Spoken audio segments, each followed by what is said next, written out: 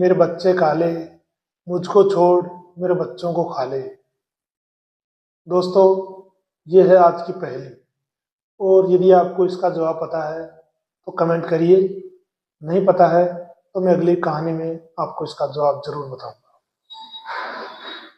आपके सामने मैं हाजिर हूँ एक नई कहानी लेके। दोस्तों, एक महिला होती है जो प्रयागराज में चल रहे कुंभ में नहाने के लिए अपनी एक जवान बेटी को घर पे छोड़ के और कुंभ में नहाने के लिए चली जाती है और गंगा में स्नान करते हुए माँ गंगा से आराधना करती है। हे माँ गंगे, मैं आपसे ये विनती करती हूँ, मैं आपसे ये प्रार्थना करती हूँ कि यदि मेरी मनोकामना पूरी हो गई तो मैं अगले वर्ष फिर आपके अंदर नहाने के लिए आऊँगी और आप मेरी प्रार्थना जरूर स्वीकार करें।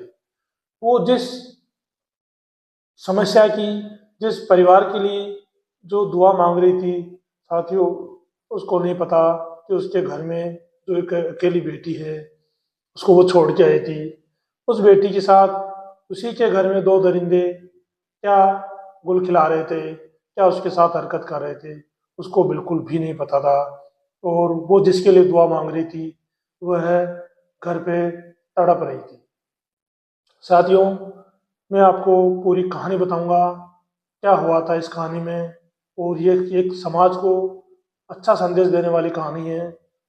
इसलिए आपसे एक विनती है कि चैनल को सब्सक्राइब कर वीडियो को लाइक जरूर करें और आप अपना कमेंट दें इस कहानी में किसकी गलती से ये घटना घटित हुई है। तो चलते हैं दोस्तों कहानी की ओर।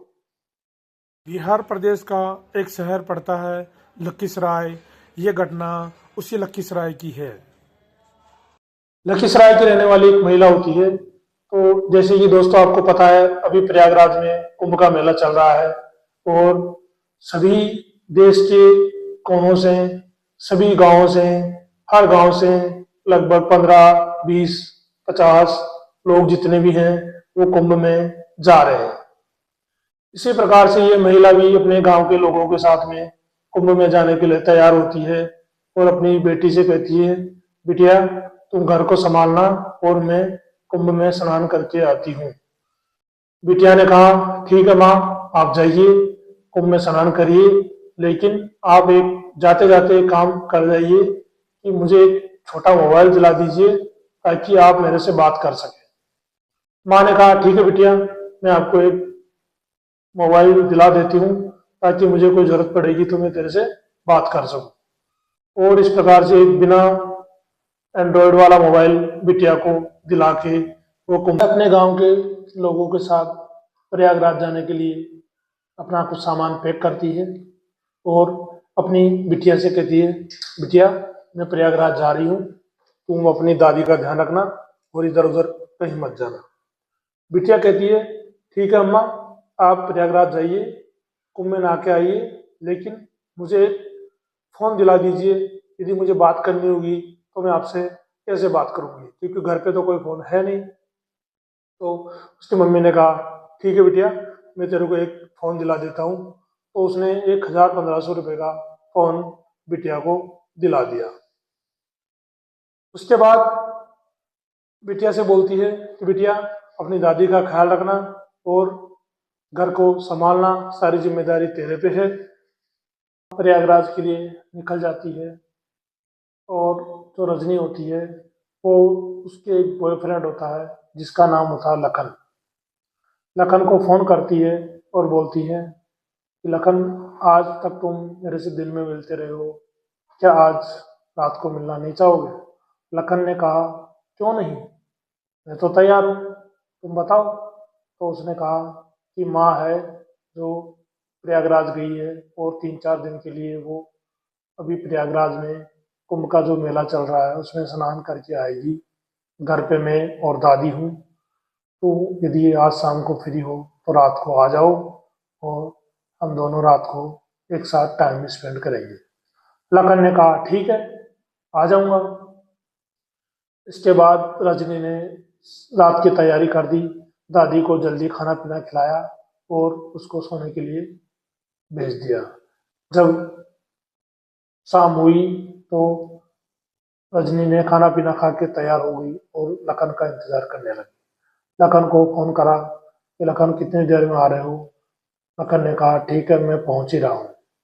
जब लखन आता है तो लखन अपने एक एक और दोस्त को साथ में ले आता है, जिसका नाम परवीन होता है।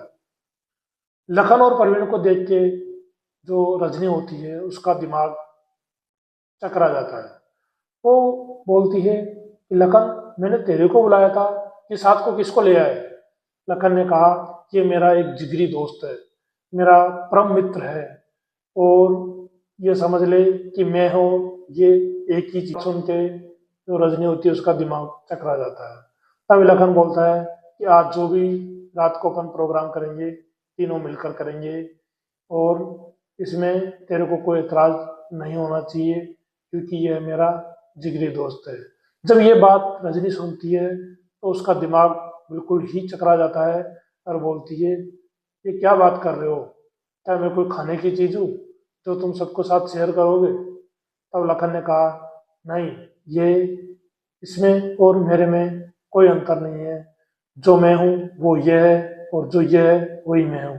ये बात जब रजनी सुनती है उसका दिमाग बहुत ही तेज तरीके से काम करना बंद कर देता है और वो सोचती कि कैसे इंसान है ये, जो अपनी होने वाली बीवी को ये कह रहा है कि मेरे दोस्त के साथ तेरे को शेयर करूंगा, आज अपन तीनों मिलके जो भी करेंगे वो सब तीनों मिलके करेंगे। ये जब बात सुनती है तो रजनी का दिमाग बहुत ज्यादा खराब हो जाता है और वो बोलती है तेरी सोच तुझको मुबारक, और मुझे तेरे से कोई रिश्ता नहीं रखना। आप जैसे आए हो वैसे निकल जाओ और मुझे तेरे से कोई बात नहीं करनी है, ना तेरे से कोई रिश्ता रखना। इस प्रकार की बात जब लखन सुनता है तो वो सोचता है कि यार ये तो बात उल्टी पड़ गई। उसने कहा चल ठीक है, हम निकल जाएंगे, आप ऐसा करो रात को इतने लेट आए हैं, चलो चाय पानी पिला दो। जब चाय पानी रजनी बनाने चली जाती है तो दोनों दोस्त बात करते हैं। तब लखन बोलता है कि यार ये तो नहीं मान रही, तो निकल जा। तब उसका जो दोस्त प्रवीण होता है वो बोलता है तू तो बड़ी बड़ी बातें कर रहा था कि मेरी हर बात मानती है, मैं जैसा कहूँगा वैसे मानेगी, अब क्या हुआ। तब प्रवीण बोलता है वो बात सब सही है लेकिन ये नहीं मान रही तो क्या करे। तो बोला मैं तो नहीं जा रहा, चलेंगे तो दोनों चलेंगे, ऐसा नहीं है कि मैं तेरे को छोड़ के जाऊँगा। मैंने सारा पैसा खर्च कराया, सब कुछ मैं मैनेज कर रहा हूँ, तो मैं कैसे चला जाऊँगा। ये बात सुन के जो लखन होता है वो चुप हो जाता है। थोड़ी देर में रजनी चाय बना के ले आती है और दोनों को चाय देती है, तो खुद भी चाय पीने बैठ जाती है। जब चाय पी रहे थे तो लखन बोलता है अरे यार मान जाओ, क्या फर्क पड़ता है, अपनी तो शादी होने वाली है, जब मुझे कोई इतराज नहीं तो तुम्हें क्यों इतराज है। अब जो रजनी होती है बोलती है कि मैं कोई खाने की चीज नहीं हूँ जो तू अपने दोस्तों के साथ भी शेयर कर देगा। जो तेरी ये सोच है ना, ये तुझको मुबारक, चाय पी और यहाँ से निकल। जब इसी प्रकार की बेइज्जती लखन सुनता है तो वो चाय पी के तुरंत रजनी को एक धक्का मारता है और उसके बेड पे गिरा देता है। बेड पे गिराने के बाद दोस्तों उसके मुंह में कपड़ा ठूस के और दोनों उसके हाथ और पैर बांध देता है। हाथ पैर बांधने के बाद जो रजनी होती है वो बिल्कुल अपने आप को ऐसा ही महसूस करती है, और जो लखन होता है और उसका जो दोस्त होता है प्रवीण, दोनों ने रात भर रजनी के साथ बारी बारी से जो अपनी हसरतें थी वो पूरी की, और जिसके लिए लखन अपने दोस्त प्रवीण को बोल के लाया था उसकी मनोकामना उसने पूरी करवाई। दोनों ने मिलके रजनी का रात भर तक रेप करा। जब सुबह हुई तो रजनी की ये हालत हो गई थी कि वो बेहोशी की हालत में थी। तब लखन ने बोला कि यार अब क्या करें, ये तो बेहोशी हो रही है।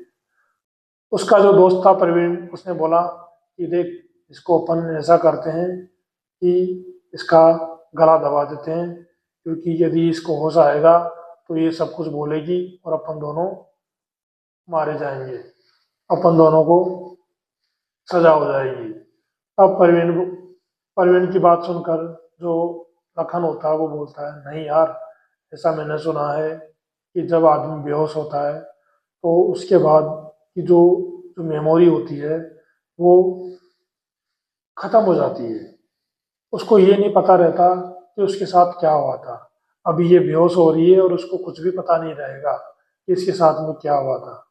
तो ये बात सुन के जो उसका दोस्त प्रवीण होता है, ठीक है जब ऐसा है तो फिर चलते हैं अपन और इसको पड़े रहने देते हैं। और दोनों उसी बेहोशी की हालत में उसको छोड़ के सुबह जल्दी लगभग 5 बजे के करीब घर से निकल गए। जब सुबह होती है 7 8 9 बज जाती है, उसकी जो दादी होती है उसकी नींद खुलती है और वो सोचती है कि आज जो रजनी है वो उठी क्यों नहीं है। वो तो बहुत जल्दी उठ जाती है, सुबह 5 बजे उठ के सारे घर का काम निपटा देती है। जब उसकी दादी इस प्रकार से सोचती है, उसकी दादी सुबह उठती है, जब देखती है कि रजनी आज उठी नहीं है तो वो उसके रूम में झांक के देखती है और देखते ही उसको समझ में आता है कि आज जो रजनी है उसके साथ में बहुत गलत हुआ है। वो रजनी के हाथ पैर खोलती है, मुंह में से कपड़ा निकालती है और पूछती है कि तेरे साथ ये सब किसने किया। तब रजनी बोलती है कि लखन आया था। तब दादी बोलती है लखन ऐसा क्यों करेगा, उसके साथ तो तेरी शादी होने वाली है। तब रजनी ने कहा नहीं, लखन ही आया था और उसी ने ये सब कुछ किया है। तब दादी बोलती है चल ठीक है, कोई बात नहीं, तेरी उससे शादी होने वाली है, लखन ने किया था तो ये बात किसी को बोलना मत, क्योंकि उसके साथ तेरी शादी होने वाली है। जब ये बात सुनती है तो रजनी बोलती है लखन के साथ में उसका एक दोस्त भी था जिसका नाम प्रवीण था, और उन दोनों ने मिलकर इस प्रकार से ये मेरे साथ ज्यादती करी है। ये जब बात सुनती है दादी तो उसका पारा चढ़ जाता है और बोलती है कि इतनी हिम्मत लखन की कि जो अपनी पत्नी होने वाली पत्नी को अपने दोस्त के साथ शेयर कर दी। चल बिटिया, अपन अभी के अभी थाने चलेंगे और उन दोनों के खिलाफ रिपोर्ट दर्ज करवाएंगे। ये बात जब सुनती है रजनी तो वो अपने आप को थोड़ा संभालती है और जाने के लिए थाने जाने के लिए तैयारी करती है। दादी से बोलती है कि थाने चलने से पहले माँ को तो फोन कर दे।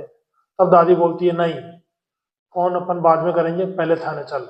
और दादी और जो रजनी होती है वो थाने पहुंच जाती है और लखन और प्रवीण के खिलाफ रिपोर्ट दर्ज करवाती है। जब थाने वाले ये बात सुनते हैं तो उनका भी दिमाग खराब हो जाता है, दोनों की रिपोर्ट दर्ज करते हैं। और जो लखन और प्रवीण है वो अपने घर पे जाके इस प्रकार से आराम कर रहे होते हैं, सो रहे होते हैं कि जैसे कुछ हुआ ही नहीं है। जब दादी और जो रजनी होती है उनकी तारीफ पे पुलिस उनके घर पे छापा मारती है, दोनों को घर से ही पकड़ लेती है और पकड़ के थाने ले आती है। थाने लाने के बाद जब लखन से सारी बात पूछती है तो दोनों अपना जुर्म कबूल कर लेते हैं कि हाँ हमने ये सब किया है। और पुलिस जब इसकी सूचना उसकी माँ को देती है तो माँ भी अपने जो साथ में गांव वाले थे उनको छोड़ के तुरंत अपने घर पे आती है। उसको ये नहीं बताया गया था कि तेरी बेटी के साथ में क्या हुआ था, उसको ये बताया गया है कि जो आपका पति है जो बॉम्बे में नौकरी करता है उसकी तबीयत खराब है और आप जल्दी से जल्दी घर आ जाइए। ये बात सुन के जो रजनी की माँ है वो तुरंत घर आने के लिए तैयार होकर वहां से गाड़ी में बैठ जाती है। और अगले दिन जब घर पहुंचती है और सारी घटना की जानकारी उसे होती है तो अपना माथा पकड़ के बैठ जाती है कि मैंने अपनी बेटी पे क्यों विश्वास करा। और इसी प्रकार से रजनी भी अपना माथा पकड़ के बैठ जाती है कि मैंने लखन पे क्यों विश्वास करा, जिससे मेरी शादी होने वाली थी उसी ने अपने दोस्त के साथ मुझे शेयर कर दी। ये बात जब सोचती है रजनी तो उसे जो उसका जो दिल होता है वो बार बार रोने के लिए उसे मजबूर कर देता है। उसकी आंखों से आंसू रुक नहीं रहे थे कि मैंने किस इंसान पे विश्वास किया, किस इंसान से मैं शादी करने के लिए जा रही थी जो अपने कुछ चंद रुपयों के लिए अपने दोस्त के साथ अपनी बीवी को शेयर कर दी। जब पुलिस ने लखन से पूछताछ करी कि जिस लड़की ने तेरे पे इतना विश्वास करा, जिससे तेरी शादी होने वाली थी, उसके साथ तूने इतनी घटिया और ऊंची हरकत क्यों करी। तब लखन बोलता है सर इसी ने सारा पैसा खर्च करा था, सारा खर्चा इसी ने उठाया था, तो इसलिए मैं भी अपना फर्ज निभा रहा था और मुझे आज भी कोई आपत्ति नहीं है, मैं आज भी रजनी से शादी करने के लिए तैयार हूँ। तब पुलिस वालों ने उसकी और पिटाई करी और बोली तेरा जैसा इंसान इस दुनिया में नहीं होना चाहिए। उसके बाद रजनी ने कहा कि इस ऐसे इंसान से शादी तो क्या मैं इसकी शक्ल देखना भी पसंद नहीं करूंगी। रजनी क्या, दुनिया की कोई भी लड़की ऐसे इंसान से शादी क्या उसकी शक्ल देखना तक पसंद नहीं करेगी जिसने कुछ चंद रुपयों के लिए अपने दोस्त के साथ अपनी बीवी को शेयर कर दी।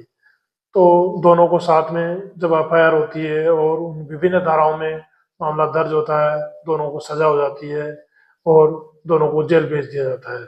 साथियों, ये घटना सुनाने का मेरा उद्देश्य किसी को परेशान करना, किसी को दिल दुखाना नहीं था। सिर्फ एक ही उद्देश्य है कि समाज में इस प्रकार की घटनाएं ना हो।